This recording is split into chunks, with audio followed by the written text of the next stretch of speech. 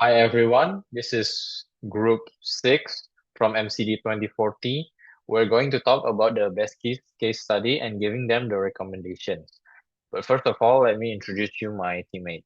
It consists of me, Patrick, Balkis, Bell, and Thierry. The first recommendation that we are giving to Besky is for them to prioritize employee well-being first by implementing ethical business practices, balanced workload, and mental health care.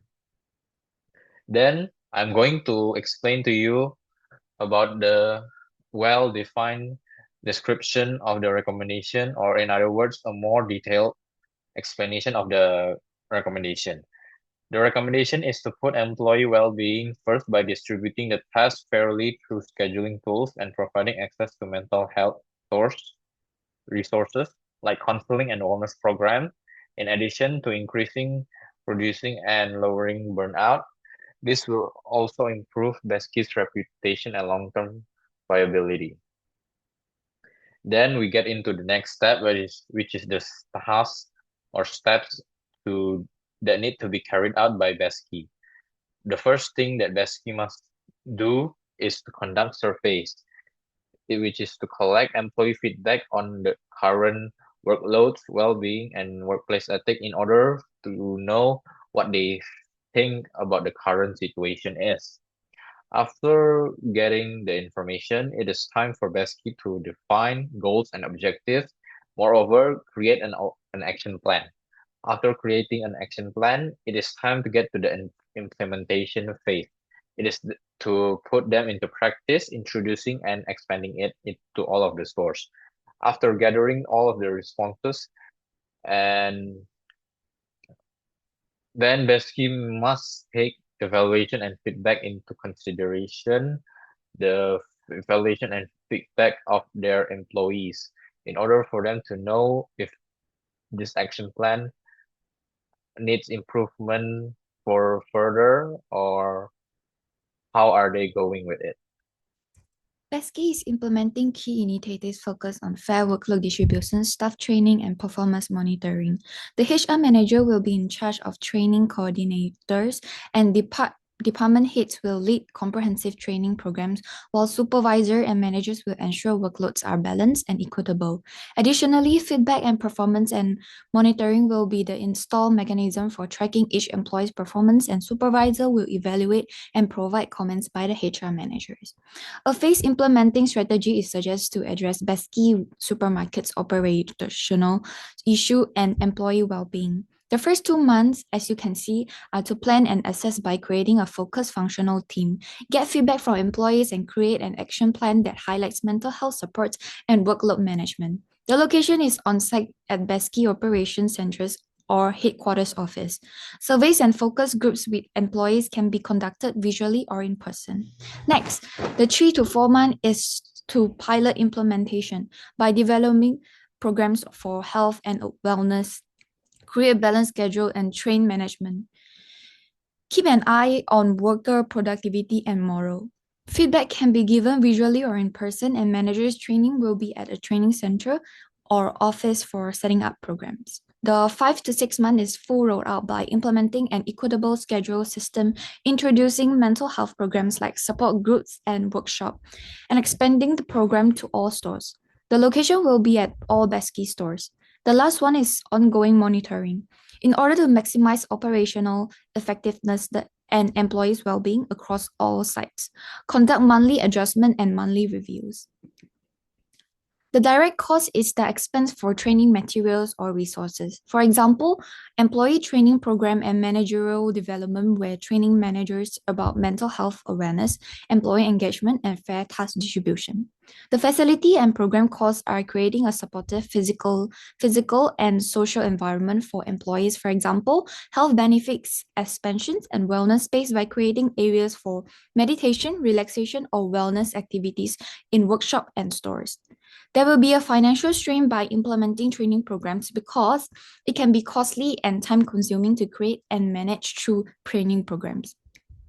Offering access to wellness initiatives and consulting service may come with extra expenses. The employees' engagement in new wellness program can be challenging, particularly if earlier efforts were underfunded and if inefficient. The second recommendation is to implement transparent pricing, real-time monitoring, and enhance customer support. So what Baskin needs to do based on the recommendation? Baskin needs to establish and uphold clear price guidelines, particularly in times of economic uncertainty. This entails maintaining consistent prices for necessities in order to demonstrate compassion and support for customers. There are 5 steps that need to be carried out by Baskin. The first step is to establish clear pricing guidelines by maintaining stable prices on necessities during economic hardship. And then they need to install systems for real-time inventory monitoring. They can do this by making an investment in cutting-edge inventory control equipment.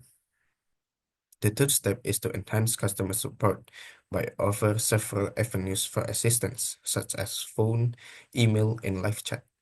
And then they need to construct a steady feedback management system.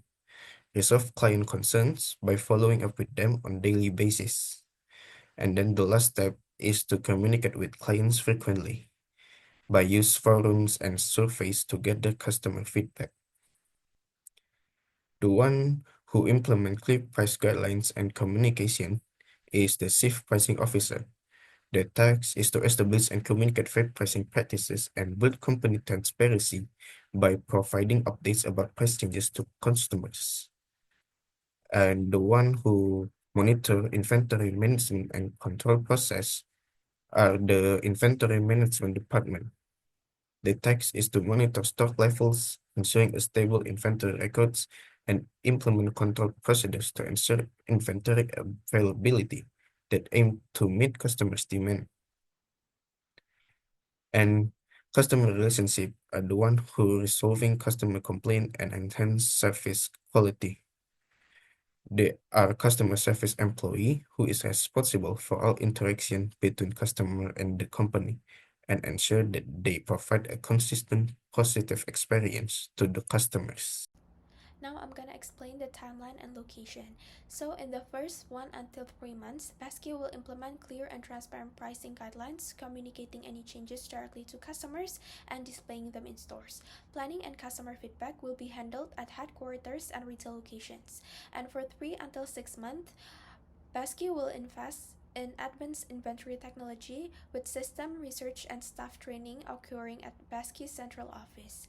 In the next 7 until 9th month, Pesky will launch customer engagement programs including loyalty strategies and feedback tools both in store and online.